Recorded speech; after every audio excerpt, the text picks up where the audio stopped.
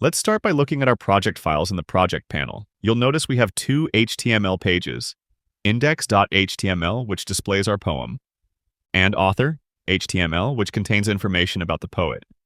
In this lesson, our goal is to link from the poem page directly to the author's page, connecting them together.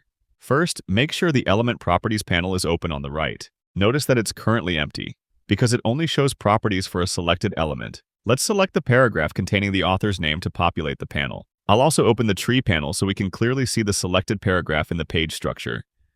With the paragraph selected, look in the Properties panel under the Link HTML section. Click the Create Link button to turn this paragraph into a hyperlink. Now we need to set the link's destination in the href field. To avoid typos, click the folder icon to open the file picker. Let's choose the author. The link is now set up.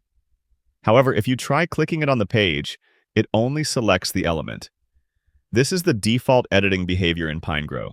To actually test the link, we need to activate Test Clicks mode. Click the mouse cursor icon in the top toolbar to enable it. Now, clicks on the page will behave just like in a real web browser. Let's click our new link to test it. We've successfully navigated to the author.html page. Now for a very important tip. Always remember to turn off Test Clicks mode when you're done. If you leave it on, you won't be able to select and edit elements on the page, which can be confusing if you don't realize what's happening. So let's click the Test Clicks icon again to disable it. Now you can see that we're able to select elements for editing once more.